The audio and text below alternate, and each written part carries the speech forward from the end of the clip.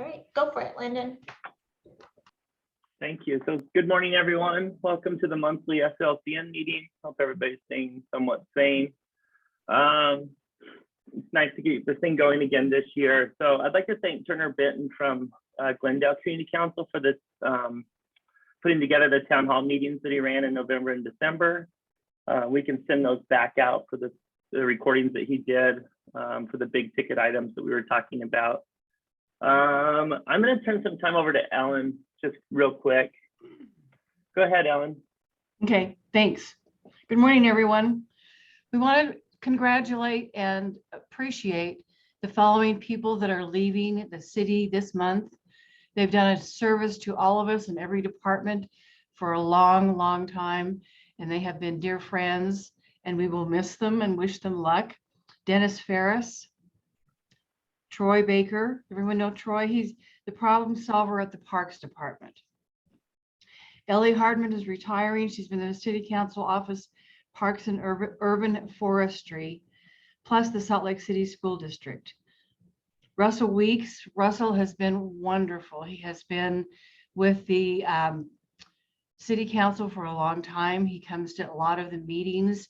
He's been coming to the TAB meeting, which I'm on the TAB board. And he thoroughly enjoy his company and his stewardship and his care.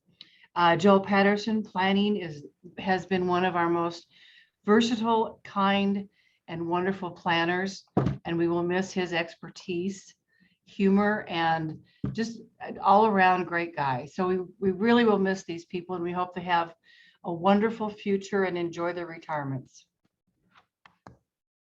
Thank you.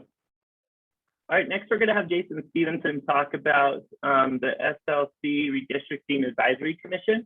He represents ELPCO. Go ahead, Jason. Great, thanks, Landon. Hello, good morning, all. And if you see a short person wander in here, that's just my toddler. I have her hooked on Elmo, but that's not 100% these days. So, you know, we're doing our best in Salt Lake City with illness and kids at home and all that, but she's mostly harmless. But about the Redistricting Commission, you know, as we saw last fall, there was the state redistricting process to set congressional districts and then the state House and Senate. Now this process moves to Salt Lake City and lots of other municipalities to set city council districts and school board districts. We're hopeful that the one in Salt Lake City is going to be a lot more inclusionary, and so far it definitely seems that way. In fact, there's an application where residents can apply to serve on this commission. Applications are due actually next Thursday on the 27th. I looked at it, it's a 2-page application. It asks if you run for office, if you served as a lobbyist, kind of some open-ended, you know, what are your skills and interests and things you bring to the table. And it seems like Salt Lake City is getting ready to really bring forward a pretty diverse and you know, committed group. And I thought, you know, because community councils have a stake in what goes on in the school district in the city, and because we are, you know, pretty close to the community and really represent neighborhoods, you know, our boundaries tend to follow the established, you know, zones like, you know, 13th East or South Temple or, you know, other places that, you know, are just known as neighborhood boundaries, that it would be good for us to get some folks onto this commission to encourage our residents, or even have community council chairs, vice chairs, or other leadership folks apply to make sure that community councils have a voice in this commission, and that, you know, that the people deciding these boundaries recognize the role that community councils have, and, you know, where those boundaries are, so that we don't get too many more splits in terms of folks, you know, being in 2 different city council or 2 different school board precincts. So that's my pitch. You know, it's something that I think community councils can definitely get more involved in terms of recommending folks to other city commissions and boards, like the Salt Lake City Planning Commission, and other boards that have a lot of power, you know, maybe a lot of tedium, a lot of long meetings, but also a lot of power that directly affects the business in our community. So at ELPCO, we've been trying to kind of raise people up and pitch them to the city, mostly unsuccessfully so far. But it's a process that we're just beginning to push, and I hope, you know, folks are agreeable that this could be something that the next week or so to put forward candidates for this redistricting commission. Thank you, Jason. Do you mind putting some stuff in the chat of how people can apply? Sure, I'll put those links in and everything I can. You bet. Thank you. Does anybody have any questions for Jason? Landon, Go ahead, Dan. Yeah, Councilmember Dan Dugan. The one thing is the 26th is the deadline for the application process. So that's a deadline for all the names to get in there. And then we'll be selecting that group at that point. I think it might be the 27th, 5 p.m. on the 27th. Okay. I'm at the website right now. And that's when our community council meeting is. So that's a date that sticks in my mind. Okay. But yeah, basically a week. Thanks. go ahead, Dorothy. Jason, how many people are, Councilman Mono, whoever knows, how many people will be on the commission, the advisory commission? We want definitely one from each council district, but we in the past have had 2 people from the school board. Since we don't have school board, since the city council doesn't redistrict the school board this year, we're having additional at large, and we're kind of going to see who applies, and if there's additional good people, if we filled up all the districts spots, but there's additional people that seem like they do a really good job, we're going to just allow that number to be flexible. So at least 7, but likely 9 or 11, probably not more than that.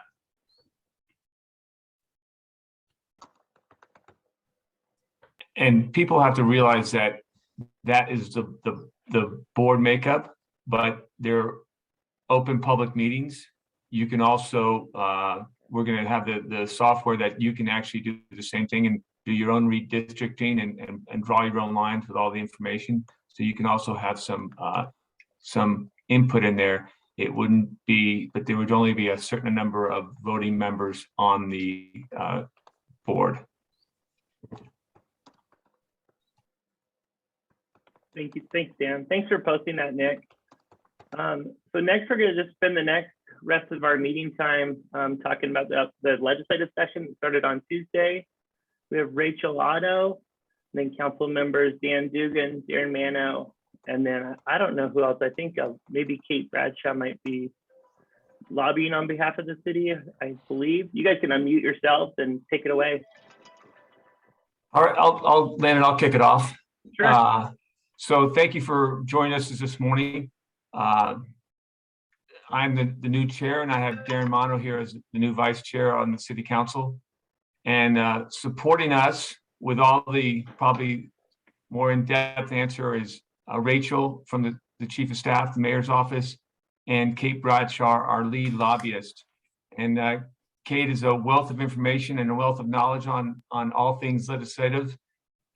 And she works with both the mayor and the city council on keeping us informed and supporting us in our endeavors to keep the city's interest in line with the legislators. So I'm going to quickly run through what we have kind of put out as our top priorities, and then kind of walk through some of the steps there. And then Darren and Kate and Rachel can kind of fill in the gaps where I'm missing pieces. But as a city, we have the Utah, excuse me, I'll step back a second. The Utah League of Cities and Towns, we work with them, and we are part of that group that then pushes forward different agendas or ideas together. And we have 3 voting members on that. We have the mayor, we have Amy Fowler, and we have Chris Wharton as our members on that group. And right now, our priorities that we've kind of thrown out there, and these change in their own set, because there's so many bills that go out through the legislative that we got to make sure we're keeping an eye on them. And Kate has a huge group of network of lobbyists making sure that we're not missing anything. Big ticket priorities: the homeless and mental health, affordable housing, water conservation, the Great Salt Lake, air quality and clean energy, land use and planning, transportation, public safety and law enforcement, and the inland port. Those are the big ideas or big priorities. There's probably multiple little ones underneath those things, but that's the big general priorities. Now, I'm just going to kind of walk through a number of things that are on our radar, and I won't go too much into depth on a lot of this stuff, but if we need to, Kate can fill in all of the details there. On the homeless side and the mental health, realize, the governor is really pushing hard, and Salt Lake City is leading the way here. And Wing Eater Hauser, the former Senate president, is the homeless director for the governor, and we're looking at a lot of funding here. We just need to make sure that Salt Lake City gets the right funding, and we can help support it across the state. There are no bills at this time that are earmarked or projected to the homeless side of the house, but we're keeping an eye on it to make sure that Salt Lake City didn't get overburdened with all the needs for the homeless side. On the affordable housing, another big push from the governor and funding here. We're pushing hard for the affordable housing and deeply affordable housing and the wraparound services that go along with that affordable housing. Again, there's a couple bills that we're looking at and tracking, and thank you, Rachel, for all this information. House Bill 81 was Senator Iwamoto, a tax amendment bill, House Bill, and I'm just going to lay the numbers off if you wanted to keep tabs on what we're looking at. House Bill 71, Representative Collard. It's a Fair Housing Act amendments, just cleanup. House Bill 36 from Waldrop. There's a lot of tentacles on this one. We just got to make sure that we're not being, we got to keep an eye on that, whether we are proponents of it or we're against it. I'm not going to say that right now because I'm too early in the process right now to discuss that. That kind of has tentacles of the ADUs, community development divisions, TODs, transit-oriented development, Point of the Mountain area. The next group, which is very close and dear to my heart, is water conservation in the Great Salt Lake. Dan? Yes. Sorry, it's Andrew Johnston. The bill that Dan was just mentioning is actually the bill coming out of the State Commission on Housing Affordability. So it's got a lot of, like Dan said, there's a lot of pieces to that. They all seem a little bit off, but they're all related because they're housing related through that commission. So that's why they're put together in that bill that way. Thank you, Andrew. Water conservation in the Great Salt Lake. This is dear to my heart. We had House President Adams had a great discussion up at Davis County, the Great Salt Lake Water Summit. And I see a lot of promise in this area, but as always, you have to keep a close eye on the legislators here. Water protection, conservation measures, how we work with agricultures, how we use it or lose it, different policies, a couple of things, and landscaping. A couple of bills we're watching. House Bill, I think it's House Bill 95 or 96. This is from Representative Ward, landscaping requirements prohibition. We just got to keep an eye on how that affects neighborhoods, industry, and commercial development. And then there's House Bill 33 from Joel Ferry, in-stream water flow amendment, more on the agricultural side, because there's some of the use it, lose it, and their water rights. And again, if I'm speaking wrong, Kate, please correct me immediately. But again, this one really will support the Great Salt Lake and making sure we have water that goes in the Great Salt Lake, and that agriculture just doesn't use the water so they don't lose their rights, which is a big problem right now. Agriculture will use their water up just so they don't lose their rights, even though they don't need to use it. So that's a big deal. And Ferry, of course, is a fifth generation rancher ag guy. Next one, also dear to my heart, air quality and clean energy. There's a House HCR resolution number 7 from Ballard. And this is talking about improving the air quality in the city. Again, I don't have the details there, but we need to make sure that we're keeping an eye on that and we're not impacting the city itself and our air quality. Land use and planning. Again, we need to make sure that we're, as we always try to stress, local control. That's always a tough one. But there's House Bill 151, Schultz, retail facility incentive payments. This one could have some unintended consequences for the city. And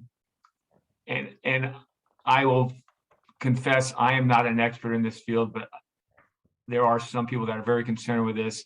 And that's why we're looking at this one very closely. So it doesn't impact Salt Lake City and our economic growth and our economic health.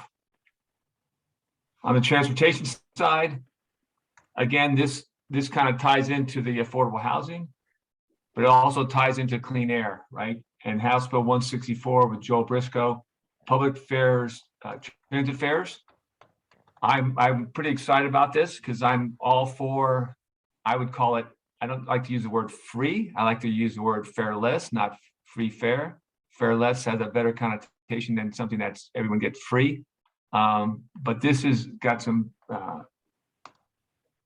I'm very excited about this, about allowing transportation. And if you think about the workforce and people in equity moving about the state with using free, fareless public transportation, so we can get to work, we can get to places.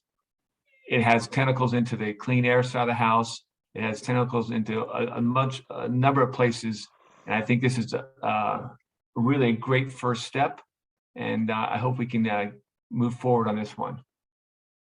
Next is public safety and law enforcement, recruitment, retention, training, discipline issues. Bills we're watching, House Bill 12, Representative Gwynn, public safety retirement amendments. And then there's some House Bill 23, first responders, mental health services. I will say Salt Lake City is already leading the charge on this one. We're already have a position on this, and we're moving forward with this. We've hired social workers. We've hired a mental health professional to help for the police department, and I think also the first responders, in-house counsel for them. So they don't have to go outside. They can actually have a conversation with a mental health provider for themselves in the police force.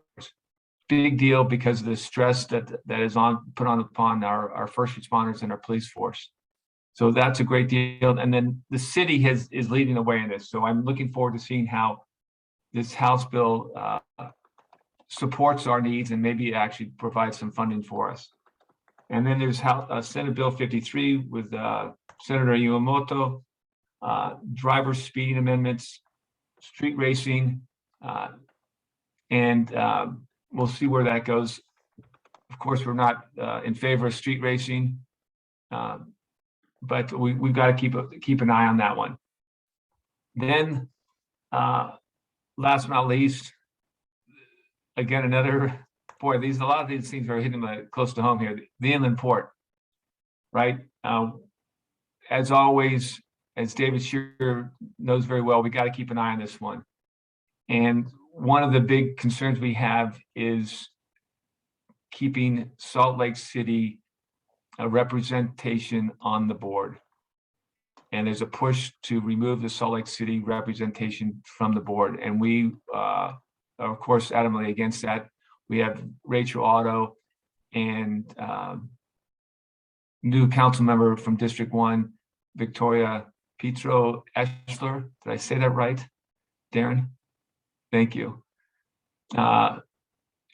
We just appointed her as our board rep from the city council, but there's a push to remove that, and we will fight diligently against that. And that is my quick update.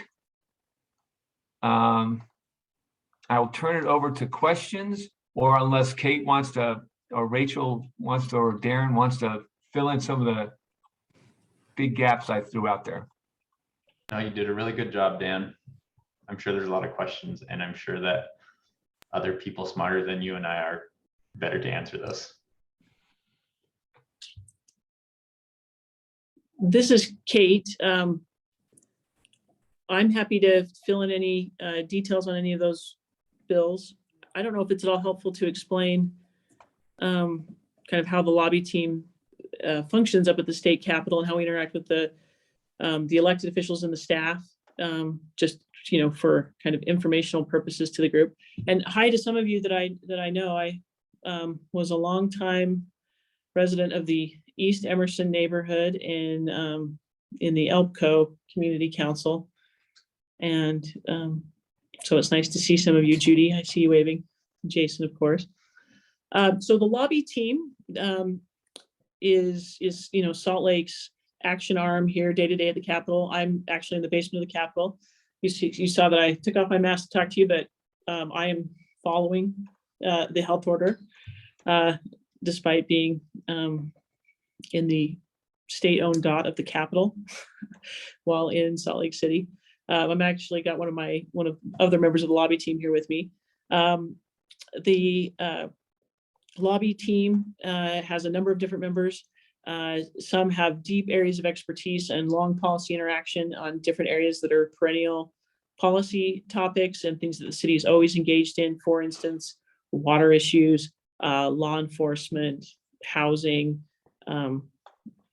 Those are areas where we've have members of the lobby team that have developed deep expertise and great coordination with the city departments and with League of Cities and Towns and other allied groups like Wasatch Front Regional Council. Then we have other members of the team that are a little more generalists to help cover different topics as they come up. Salt Lake City is what we call in political terms a first-class city. Don't get too excited that it means you're all, you know, extra special people. It just means that's how the state ranks everybody by size. But it does mean there's a whole lot of unique things that only first-class cities can do or are required to do, or it's a different way that the legislature can kind of group cities and layer on requirements or privileges as the case may be. So we often are coordinating with those other first-class cities like Sandy or West Valley or Ogden or Provo up here at the state capitol. We, of course, live and breathe all things politics for this 7-week weird marathon sprint we do with lots of coordination with the council and the mayor and the key members of the staff. There's multiple meetings throughout the week to gather feedback, to help prioritize those bills. And it culminates in a meeting that takes place every Friday to get that direction from the elected officials, so that as they are hearing from you, they are giving instructions to us. And so that's kind of an overview of how this all works. If there's any bills you'd like me to spend more time on, as we are now in day 3 of the Utah session, happy to answer any questions.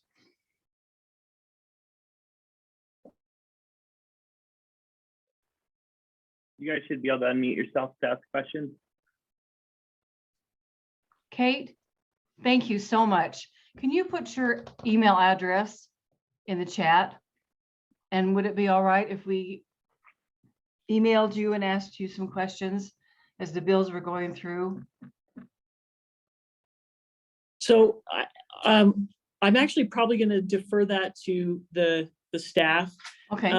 Because I get a lot of communications from the elected officials and I'm from sure. the Whoever, mayor's chief of yeah. staff and the council's chief of staff, that we try to have any questions kind of funnel through them. Perfect. Otherwise, no offense, but I would probably No, just that works spend all for day me. answering emails. That's great. Thank you very much. I'll put my email in the chat. You can feel free to email me and I can funnel those questions to Kate as appropriate. And I'm sure Dan would be willing to do the same. So feel free to reach out to me. And Yeah, you can reach out to both of us, yes. Kate, I've got a quick question. With all the bills that are out there, what do you think are the biggest threats to Salt Lake City and Salt Lake City residents? Is it water? Is it K-12? Is it sort of political subdivisions, things like that, power between the state and the city? What should we be telling our residents about, with the idea that their bandwidth is not the same as a lot of people's bandwidth, and they need to be focusing on 1, 2, or 3 issues? Sure.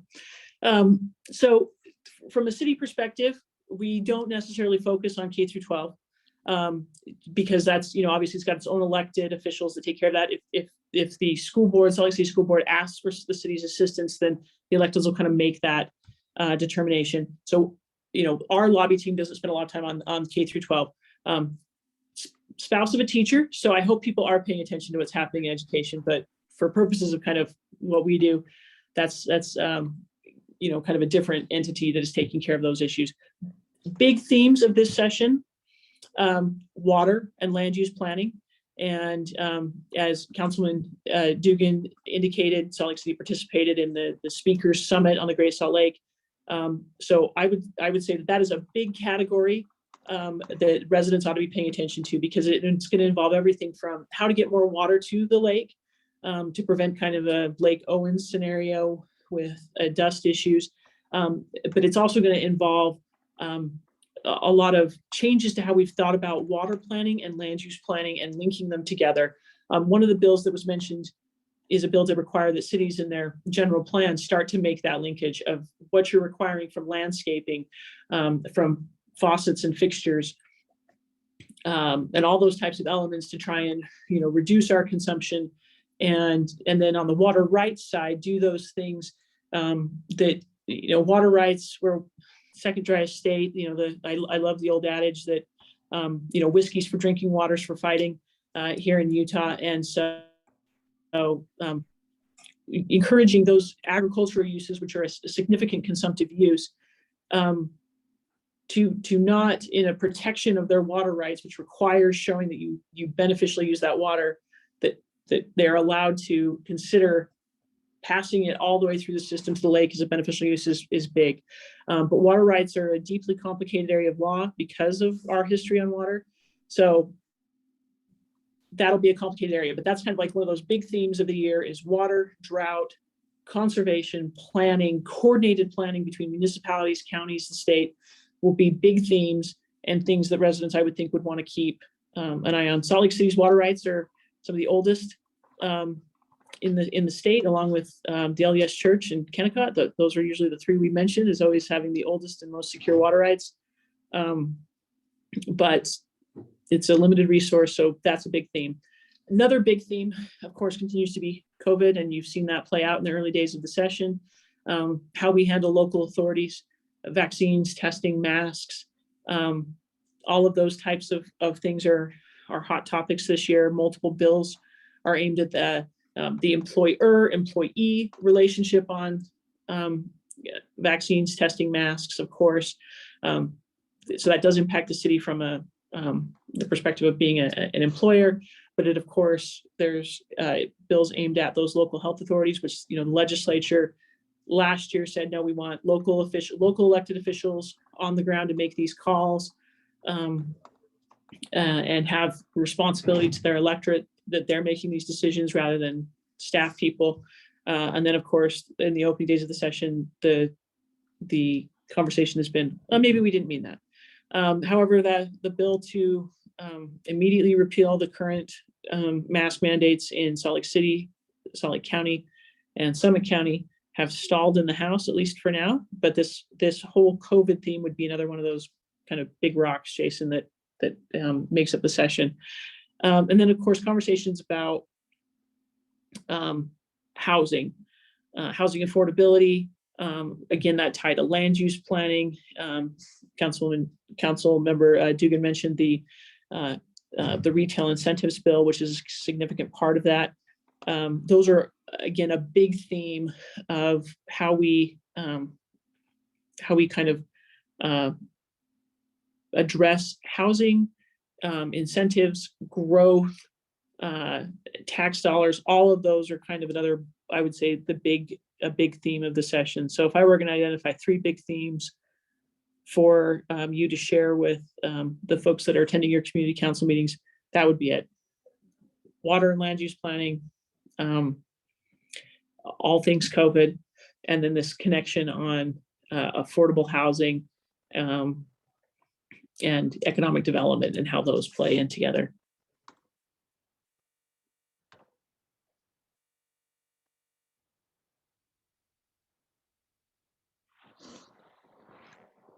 Hopefully I didn't just bore you all. No. Anybody else have any other questions? You might How have can we scared help? us, Kate, but you didn't bore us. Yeah, I know. How can we help? From a lobbying perspective, the Capitol has been a little lonely. It's very empty. A few of us with masks last year. Things were a little more open, but of course, people need to make whatever health precautions are necessary. One of the awesome benefits, silver linings to COVID, is that the Utah legislature has fully embraced online Zoom hearings with the ability to testify remotely. I think it's a game changer for people that live in rural Utah where traveling to the Capitol is hard. I think it's a game changer for people who have jobs that don't facilitate them hanging out at the Capitol all day like I do, and working parents and things like that, and people that have health concerns. And so that is going to continue as a available option this year. So as you see different issues come up that are impactful to you personally, impactful, of course, to Salt Lake City, and something where you want to see your municipality's objectives advance on, water and drought issues, or housing affordability and homeless issues, being aware that you can show up and testify either in person or, using one of those online options, recognizing that you all have other things going on in your life, or seeing Jason, carrying the toddler, and as much fun as it probably would be to have the toddler carrying around a committee hearing, it might be distracting for Jason's ability to testify. The fact that he can log on and do that and share those thoughts, I think is a great way for you all to have access to the state capitol in a way that, 3 or 4 years ago, they would not have allowed. You had to be present to win, be present to play. D. Brewer has a question. Is there an SLC issue build tracking document or site that you can share? There is. It's on the city's Nick. I hope you'll help me, because the way I log into it remotely is probably different than how you all can access it via the Salt Lake City main website. Nick, can you help me out on which link they would take to get there? I'll track it down and put it in the chat. Thanks, Nick. Dorothy, you have any questions?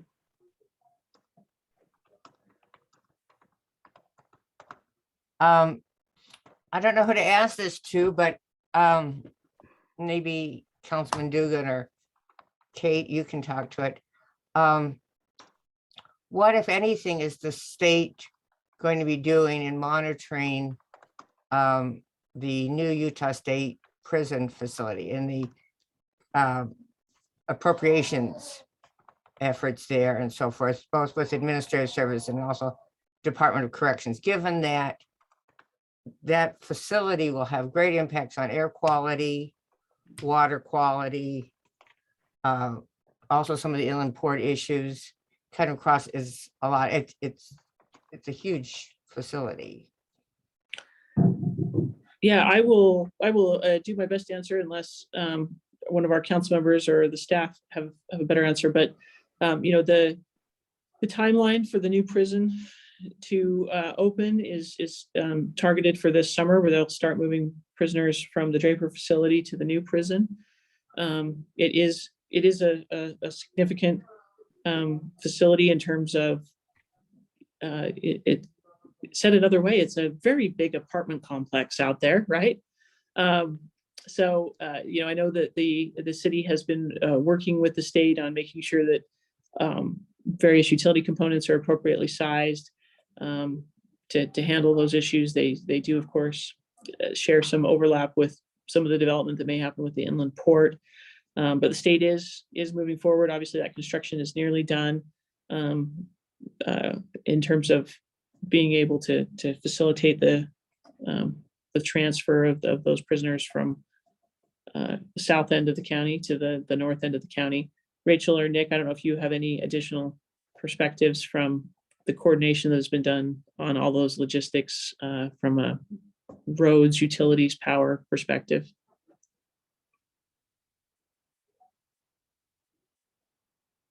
I'll have to defer to Rachel on that. That's mainly an administrative function out there, but it's, it's moving along, and I won't say we're excited for it, but it's going to happen. So does the city watch the appropriations committees at all? We do watch the appropriations committees. In terms, obviously there's appropriations inside the Department of Corrections for, the transfer of the prisoners, the various appropriations for the FTEs, for the prison guards, the others that are part of the operations of that facility, the O&M type of maintenance things that would go on. We're probably not putting a lot of resources to watching the prison appropriations, just to kind of be frank with you there, because Salt Lake City is not the operator of the facility. The state is, and what we would be watching for are and have watched for in the past as they were building the facility are those logistics where the city and the state and their property connect.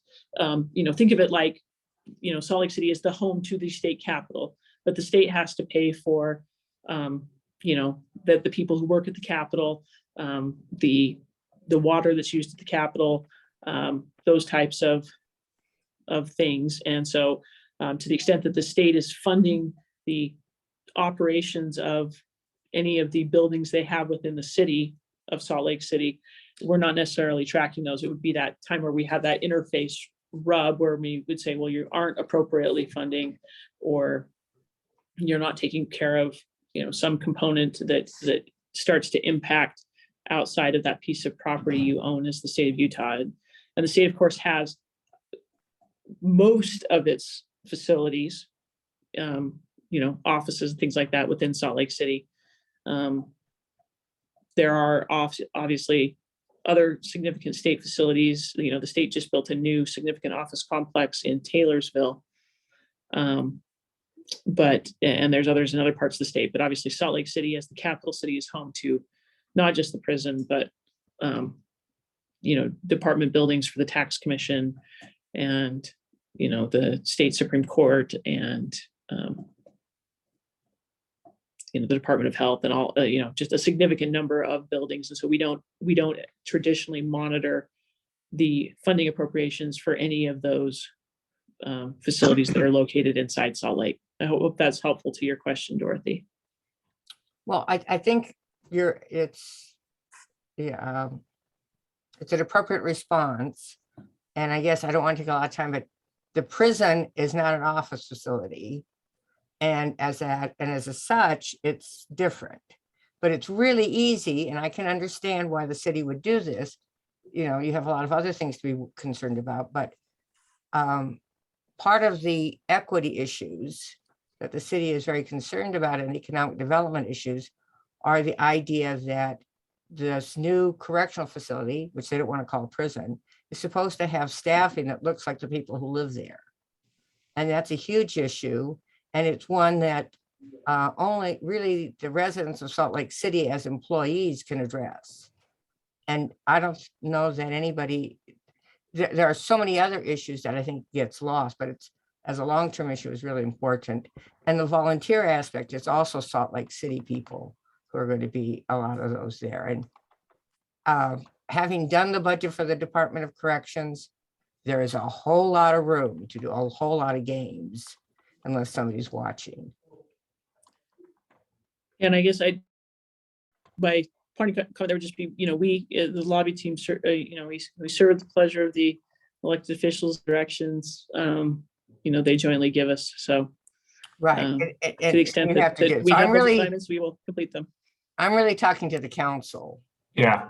Here, that's who I'm really talking to. And I hope that we can have some more discussions about that. And Dorothy, you raised some great points because, that is up in the corner. It is a state facility, but it's on Salt Lake City land. It's right next to the Great Salt Lake. So we have environmental concerns there. We have the workforce concerns. So I'll put it upon myself and get with Rachel and the right administrative people to have a discussion on our keeping an eye on the correctional facility and making sure that we're not being impacted severely from that facility, and see how we can, negotiate, or not negotiate, but navigate between the state and the city. I appreciate that. And there So, are people in the community who are willing to help you with that, understanding that you have many things you have to deal with. yeah, And but I think if you provide some leadership and some support, there's actually a lot of people that would like to be involved in that. all right. Thank you for those comments. Dorothy, thank you. I want to just chime in to say, I think it's a great idea to look at the appropriations that might be going to the prison and how the city might be able to capitalize on anything that, they may be getting to either complete development or deal with transportation or, surrounding issues, and see what we might be able to work into inserting there on behalf of the city to make sure that we're not, burdening taxpayers with every cost of getting to and from and dealing with that property. I also this is a little bit of a non sequitur, but the bill that I think now Mike Schultz is running that deals with health regulations on state property and would exempt, the Capitol, for example, from masking, actually exempts all state property from the health department enforcing any health and safety codes on that state property. And so I'm pretty curious as to how the health department, may or may not be able to regulate any of the food safety, for example, or other types of things at the new correctional facility site. It might be one of those other unintended consequences. Good point. The health department couldn't regulate health in their own building up in Canton. So, like international waters. Right. I had a couple quick legislative lobbying guides that I was going to share in the chat. Folks asked how we can get residents to get more involved. These are ones I've created for the ACLU, where my day job is. And then also I have one from KUER and from Better Utah Institute. So I'm just going to post those right now. They're PDFs and guides to, as Kate was talking about, virtually lobby, how to get involved on the online hearings and how to kind of raise your hand, and some tips on how to actually get in there, put your foot in the door, as well as some general tips about how to lobby and how to track bills. Let me put the ones from KUER and Better Utah. And if you listen to the video about Make Your Voice Heard, you'll recognize a voice that you might hear around the mayor's office a little bit. So those of you who are in there, listen to the narration there and see if you can pick out who did the voiceover for that. But in the meantime, I think I put those things up. And one other thing I wanted to put up was a social media post that I just put together for the Redistricting Commission. So if you wanted to attract your residents of the community councils to go, I've just got a post already, and let me just put that up so that you can just copy paste it and go ahead and get your residents involved. One, there are a couple of prohibitions that are listed in that post. Jason is right. There are those guides are very handy on how to effectively raise your hand. The legislature, the city, Nick's posted the link to the city's bill tracker. The legislative website is really great. It has a really cool custom tracking tool that you can make your own custom personal tracking list, or you can make one for your community council if there's issues that you want. But that way, if you're interested in some things that are happening on K through 12, some city things, but you're also somebody who's really is interested in something that's going on with higher education too, you can create your own custom bill tracker that'll show you where the bills are when they're going to committee hearings. It's free, totally free. You just kind of create your own login using your email, and then it'll just keep track of that for you. And it is honestly something all the professional lobbyists use because it's such a great free tool that our state legislative website offers. Thank you. Go ahead, Janet. Yeah, Kate, water is such a huge issue. And I'm just kind of wondering if you could just drill down and synthesize some of the message points. What is the skin in the game that Salt Lake City has in this issue? What angles are you wanting to protect and promote? Sure. So one of the key things that Salt Lake has to fight every couple of years, and it is going to be back this year, is that all of you are drinking water that comes from the canyons. And Salt Lake City has, as a first-class city, what's called extraterritorial jurisdiction.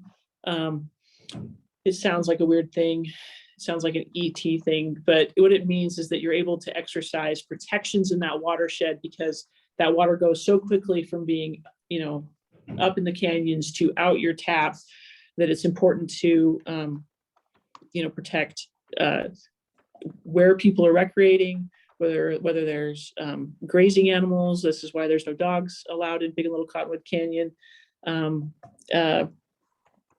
But that authority that is exercised outside of Salt Lake's municipal boundaries, but in protection of the watershed of Salt Lake City and, quite frankly, all of the municipalities in Salt Lake County, is often one that comes up with the legislature and those that are kind of frustrated about the exercise of these water rights and water protections outside of the boundaries. But it's critically important to your safe drinking water. And so that is a bill that is often comes up. It's not numbered yet, but we expect it to come from Representative Phil Lyman, who's from Southeast Utah. So that would be a water issue to keep on your radar, as something that protects your drinking water in particular. The bill from Representative Joel Ferry on beneficial use. Sorry, I'm just flipping over to the tracker to give you that number, but that is a critical one.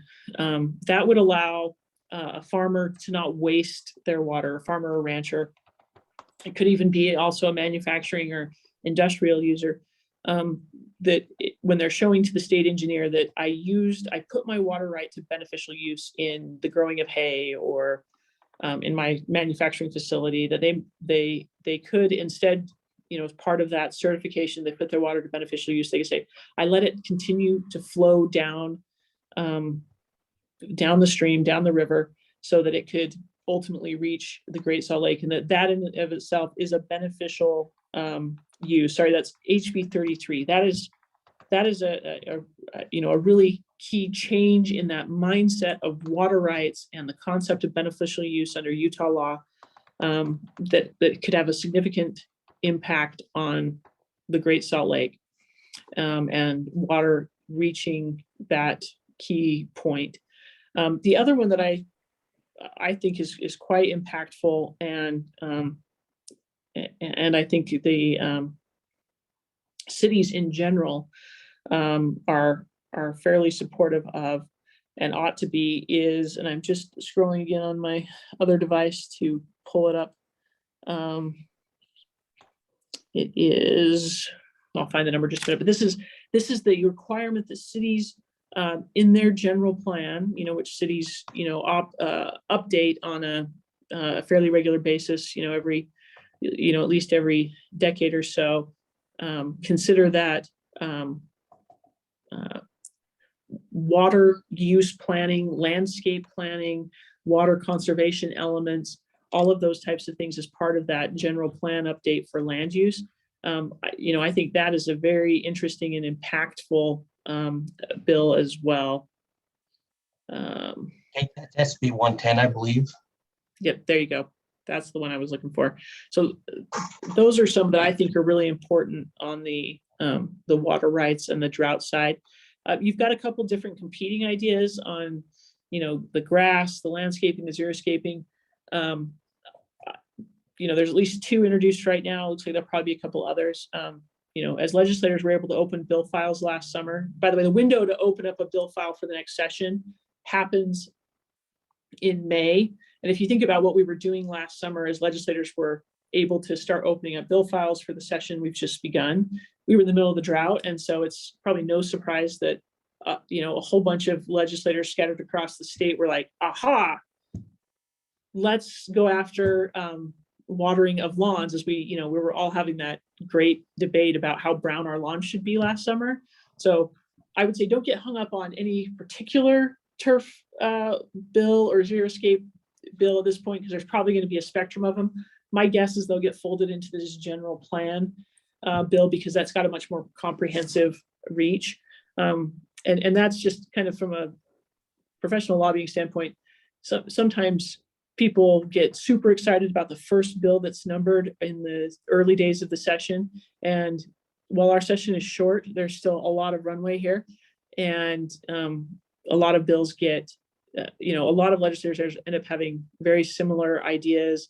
And they, as they go through the process, and, the process can be a 4-letter word to some people, that it's a frustrating process, but it's also kind of this, what I like to call the sandpaper in the system.